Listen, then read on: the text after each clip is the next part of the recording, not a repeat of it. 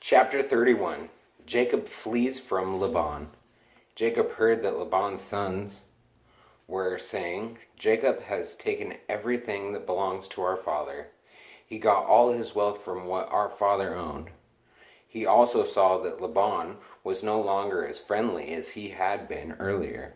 Then the Lord said to him, "Go back to the land and your fathers and to your relatives. I will be with you."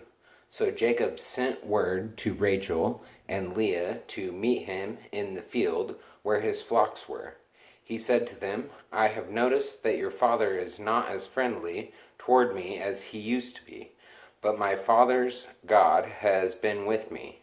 You know now that I have worked for your father with all my strength, yet he has cheated me and changed my wages 10 times. But God did not let him harm me." Whenever Laban said, "The speckled goats shall be your wages," all the flocks produced speckled young. When he said, the striped goats shall be your wages," all the flocks produced striped young. God has taken flocks away from your father and given them to me. During the breeding season, I had a dream, and I saw that the male goats that were mating were striped, spotted, and speckled. The angel of God spoke to me in the dream and said, "Jacob." "Yes," I answered. "Look," he continued, "all the male goats that are mating are striped, spotted, and speckled. I am making this happened because I have seen all that Laban is doing to you. I am the God who appeared to you at Bethel, where you dedicated a stone as a memorial by pouring olive oil on it, and where you made a vow to me. Now get ready and go back to the land where you were born." Rachel and Leah answered Jacob, "There is nothing left for us to inherit from our father. He treats us like foreigners. He sold us, and now he has spent all the money he was paid for us. All this wealth which God has taken from our father belongs to us and to our children. Do whatever God has told you." So Jacob got ready to go back to his father in the land of Canaan. He put his children and his wives on the camels and drove all his flocks ahead of him. With everything that he had gotten in Mesopotamia, Laban had gone to shear his sheep, and during his absence, Rachel stole the household gods that belonged to her father. Jacob deceived Laban by not letting him know that he was leaving. He took everything he owned and left in a hurry. He crossed the Euphrates River and started for the hill country of Gilead. Laban pursues Jacob. 3 days later, Laban was told that Jacob had fled. He took his men with him and pursued Jacob for 7 days until he caught up with him in the hill country of Gilead. In a dream that night, God came to Laban and said to him, "Be careful not to threaten Jacob in any way."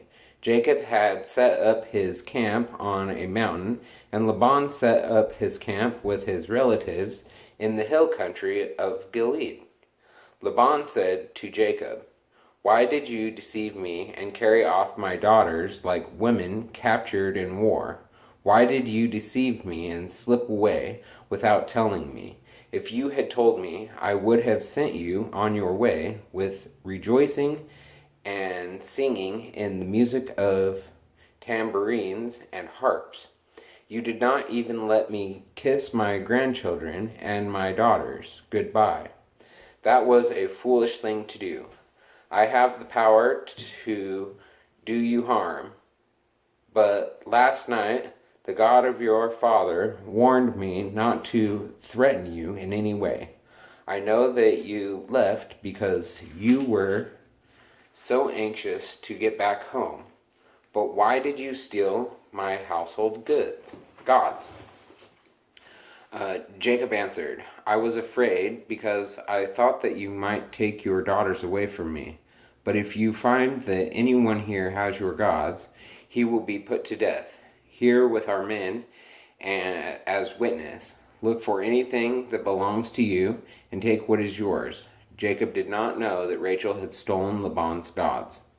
Laban went and searched Jacob's tent. Then he went into Leah's tent and the tent of the two slave women, but he did not find his gods. Then he went into Rachel's tent. Rachel had taken the household gods and put them in a camel's saddlebag and was sitting on them. Laban searched through the whole tent, but did not find them. Rachel said to her father, "Do not be angry with me, sir, but I am not able to stand up in your presence. I am having my monthly period." Laban searched, but did not find his household gods. Then Jacob lost his temper. "What crime have I committed?" he asked angrily. "What law have I broken that gives you the right to hunt me down? Now that you have searched through all my belongings, what household article have you found that belongs to you?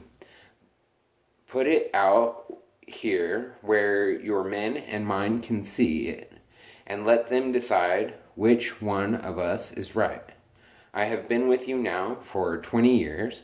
Your sheep and your goats have not failed to reproduce, and I have not eaten any rams from your flocks.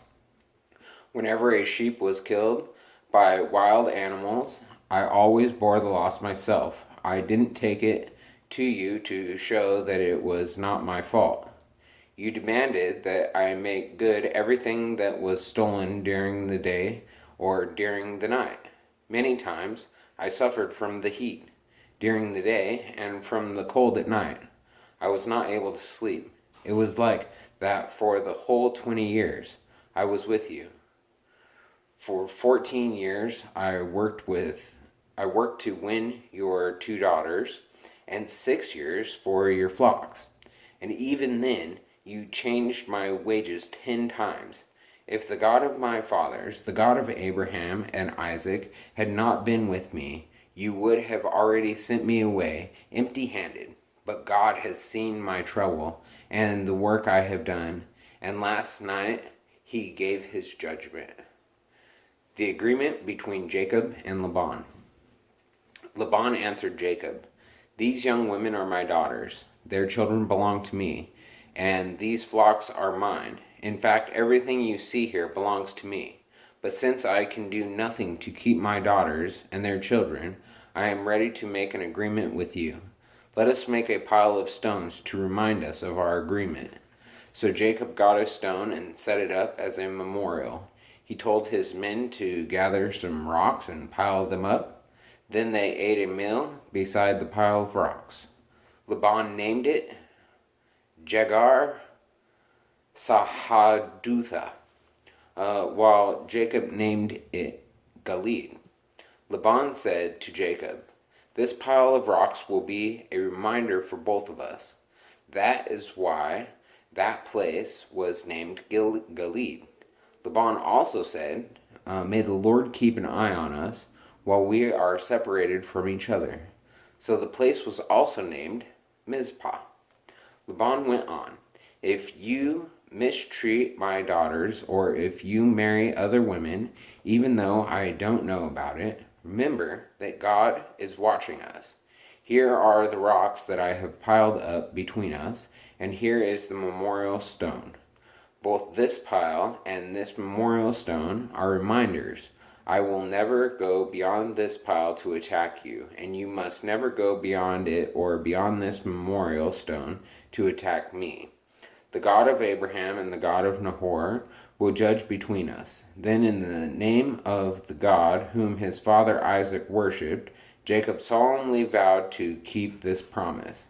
He killed an animal, which he offered as a sacrifice on the mountain, and he invited his men to the meal. After they had eaten, they spent the night on the mountain. Early the next morning, Laban kissed his grandchildren and his daughters goodbye, and left to go back home.